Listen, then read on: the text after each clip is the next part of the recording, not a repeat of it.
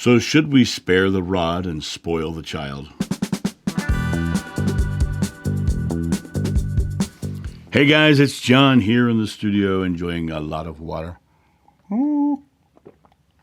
Notice the giant mug of water. I love my giant mugs. I wanted to hop on and answer this person's question.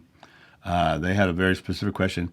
Can you discuss the scripture, quote, spare the rod and spoil the child? I'm curious how love looks in discipline.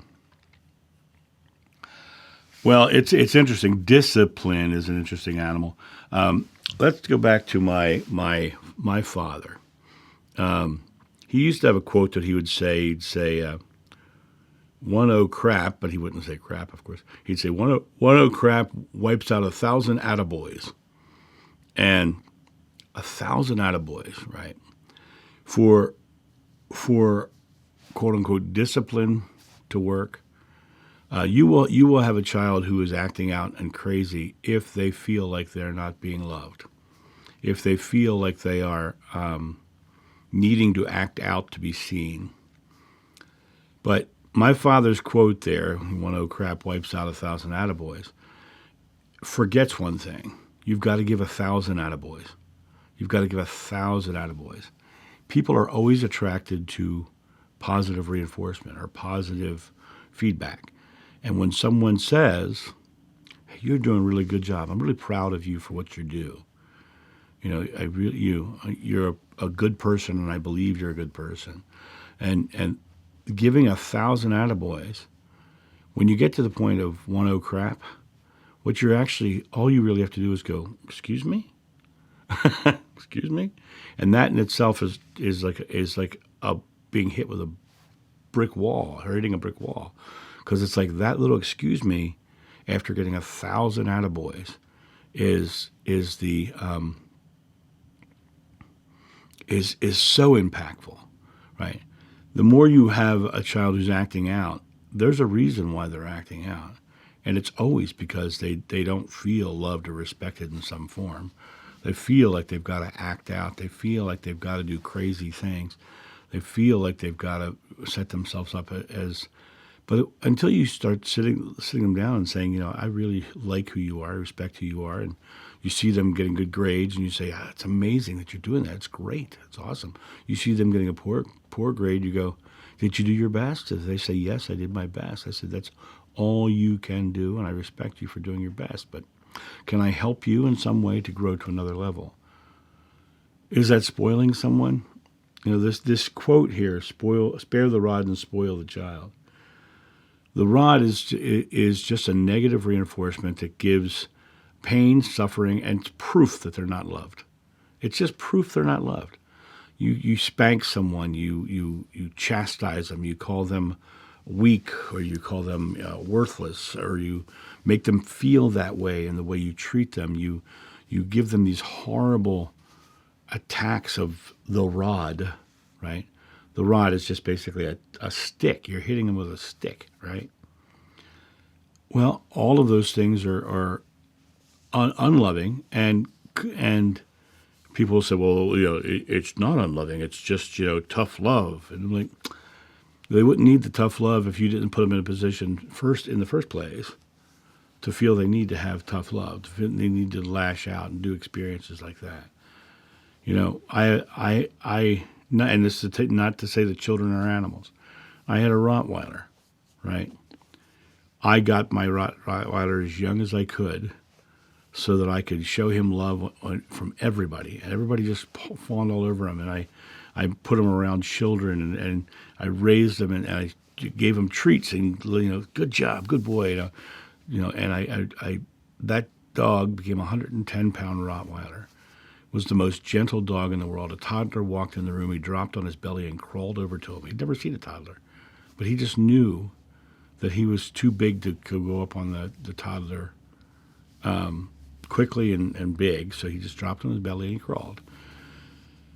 When you treat a child so loving, so caring, and spoil them with positive reinforcements for their actions, that doesn't mean spoil them in a regard of never letting them have their struggles in life, because everyone has struggles in lives.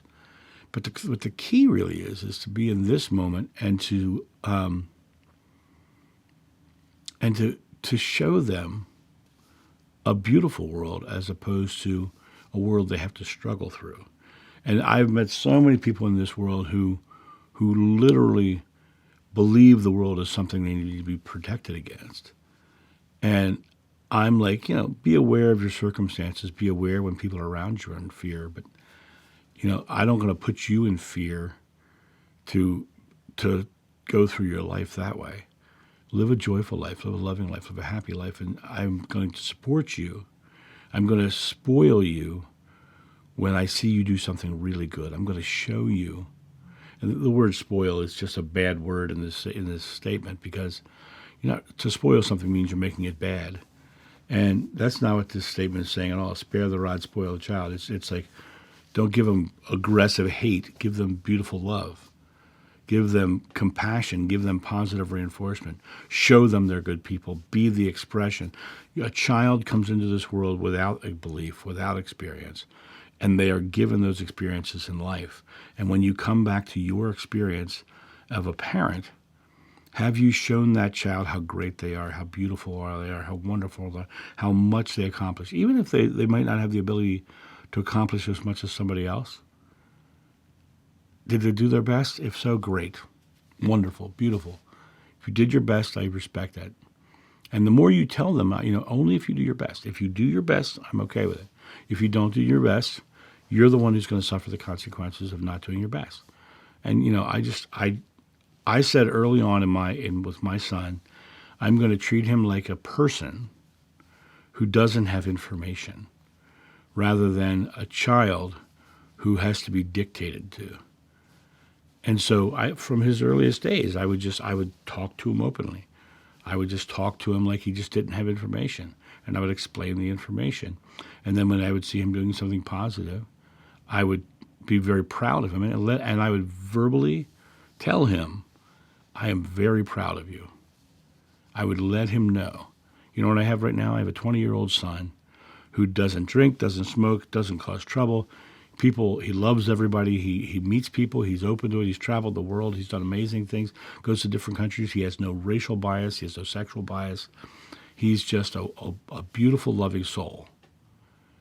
But I started early, and I spoiled him with how much I liked him, and what a good person he was, and how great he is, and how sometimes things are tough. And when he had tough times, you know what he did? He came to me. He said, Dad, I can't, I'm having a hard time with this. I said, well, let's sit down and figure it out. Let's get it done. And we just sit down and we get it done. And there were times where he felt like he was overwhelmed, and he literally said to me, I knew if I came to you, you could help me figure it out. Did I spoil my child? No. I made my child loving. And actually, I just showed him the pathway to loving. He chose to be loving. But it wouldn't have worked if I'd have spanked him when he did things, or I would have yelled at him or screamed at him or hollered at him, or it wouldn't have worked that way. Or labeled him. That's another one. You label people, you don't know what belief you're giving them when you label someone. Labels are terrible. They get to choose what their label is. And so, darn right, I say spoil the child. Spoil them with the love and the pride of a parent. And when that 1-0 crap happens, remember, you have to give them the 1,000 attaboys. You guys have a great day, and I'll talk to you soon. See ya.